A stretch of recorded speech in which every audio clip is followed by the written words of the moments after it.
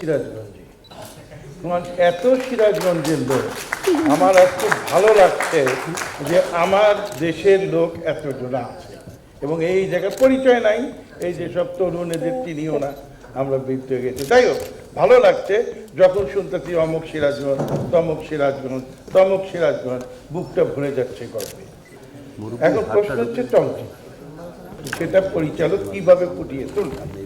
চলচ্চিত্র সবসময় একটি জিনিসকে ফুটিয়ে তোলা স্ক্রিনে, এবং সেটা যদি প্রপারলি ফোটানো যায় তাহলে একটি সুন্দর চলচ্চিত্র হয়। শুনলাম কাহিনী অনেক সুন্দর, অমক অনেক সুন্দর, কিন্তু চলচ্চিত্র শুধু কাহিনী স্ক্রিপ্টে থাকলে হবে না, ওই স্ক্রিপ্টটাকে টেকনিক্যালি স্ক্রিনে নিয়ে যেতে হবে। এর জন্য দক্ষ পরিচালনা অবশ্যই দরকার। আজ আমাদের দেশে কিছুদিন আগেও এই মঞ্চেই আমরা বলেছি যে আমাদের চলচ্চিত্র কমাতে আছে, কেউ বলেছে লাইভ সাপোর্টে আছে, কিন্তু আজ এই কয়েকদিন কয়েকটা ছবির উদ্বোধনী অনুষ্ঠানে এসে মনে হচ্ছে যে না, এখন আমার চলচ্চিত্র আর লাইভ সাপোর্টে নাই। এখন প্রশ্ন হচ্ছে যে চলচ্চিত্রকে বাঁচাতে হলে, চলচ্চিত্রকে আগের জায়গায় আনতে হলে যে লোকটির প্রয়োজন সে হলো একজন দক্ষ পরিচালক। পরিচালক যদি দক্ষ না হয়, অর্থ, অন্য শিল্পী কোনো কিছুই কোনো কাজ দেবে না। বহু ছবি আমরা দেখেছি যে বিখ্যাত বিখ্যাত শিল্পীর সমন্বয়ে ছবি নির্মাণ হয়েছে, কিন্তু ছবিটি চলেনি। কারণ ভালো শিল্পীদের নিতে গেলে আর একটা সমস্যা আছে যে তাদের স্ক্রিনে প্রয়োগটা ঠিক আছে কিনা। এখন অমিতাভ রে নিয়ে যদি এক সিন দেই তো পাবলিক আমারে মারবে যে এত বড় শিল্পীর এক সিন দেখতে আসছে নাকি। সেই জন্যে শিল্পী নেওয়াটাও যত কঠিন এবং তাদের যে স্ক্রিনে প্রয়োগ, তাদের উপস্থিতি, সেটাও একটা বিশাল ব্যাপার যে স্ক্রিনে কেন আসলো, কেন কেন। আমার দেশের পরিচালক, আমি আশা করি তুমি যে সাবজেক্ট নিয়েছো, আমরা যতই তোমাকে বাহাদুরি করি বা বলি বিশাল কিছু একটা করবে, কিন্তু খুব সাবধান। ওই কি একটা কথা আছে না, পুলিশের ছুলে বলে কয় ঘানা কি, অতএব সেই পুলিশকে নিয়ে সাবজেক্ট ধরেছো, ভালোভাবে করো। এক্সপিরিয়েন্স করতে সময় লাগবে। চলচ্চিত্র এটা দীর্ঘদিন যাবৎ এক্সপেরিমেন্ট হতে হতে হতে হতেই আজকের এই জায়গায় এসেছে।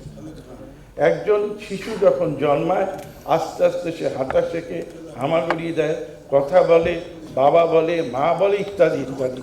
এটা কিন্তু ক্রমশ, ও জন্মেই মা বলবে না। তো এই আজকের যে চলচ্চিত্র যেখানে এসেছে, এটা কিন্তু একদিন আসেনি। এই 24 ফ্রেম আনতেই লেগেছে 25 বছর। অতএব এই যে জিনিসটাকে আমরা ক্রমশ এমনভাবে, এমন ইয়েতে আমাদের আগের প্রজন্ম এটাকে ধীরে ধীরে ধীরে ধীরে মানুষের ভিতরে এমনভাবে এনেছে, যেটাকে হঠাৎ করে যদি পরিবর্তন করা হয় তাহলে মানুষ নেবে না। এখন অনেকেই বলতে পারেন যে মরুভূমির মধ্যে গান হয় ভাই, বাদ ভাষা করতে গেলে, কিন্তু এই কথাটা এখন আর কেউ বলে না। কারণ বলে না এই জন্যে যে দীর্ঘদিন আমরা এমনভাবে এদের খাওয়াচ্ছি যে এরা এখন এই জিনিসগুলো বলে না। আমরা এই যে দীর্ঘদিন আমাদের গুড়া এই আমাদের চলচ্চিত্রকে আস্তে আস্তে আস্তে আস্তে, আগে আপনারা অনেকেই হয়তো জানেন না যে হাতেম তাই ছবি নামে একটা ছবি ছিল, যেটা 2.5 দিন লোকে দেখত, চিরামুড়ি নিয়ে হলে দেখতে হতো। কারণ তখন শর্টকাট জিনিসটাই আসবে। সেই 2.5 দিন থেকে এখন 2.5 ঘন্টায় আনা হয়েছে, যেটা দীর্ঘ পরিশ্রমের ব্যাপার। এটাকে রাতারাতি যদি কেউ পরিবর্তন করতে চায় তাহলে ভুল হবে। তাই আমার দেশীয় পরিচালককে বলবো যে পুরানোটাকে রেখে তুমি তার সঙ্গে কিছু যোগ করো, তাহলেই দেখবে। সবচেয়ে বড় কথা, তুমি যে গল্পটা নিয়েছো সেই গল্পটাকে স্ক্রিনে সহজভাবে দেওয়ার চেষ্টা করো। বেশি কেরামতি করতে গেলে ভুল করবা। সহজভাবে বলো, আমরা সহজভাবে দেখি। কারণ টাকা খরচা করে হলে যে কেউ চিন্তা ভাবনা করার জন্য বসে থাকে না, যা এন্টারটেনমেন্ট হবে, একটু দেখবে, নাচ মানে ইত্যাদি। এই ছবি যতটাই মনে হচ্ছে যে ওই মাত্রার ছবি হবে না।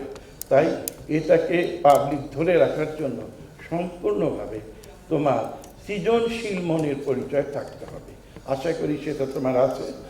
তোমার কোনো প্রয়োজন হলে চিত্রগ্রাহক সংস্থা তোমার পাশে আছে, আমি সবসময় তোমাকে সাহায্য করব। ধন্যবাদ।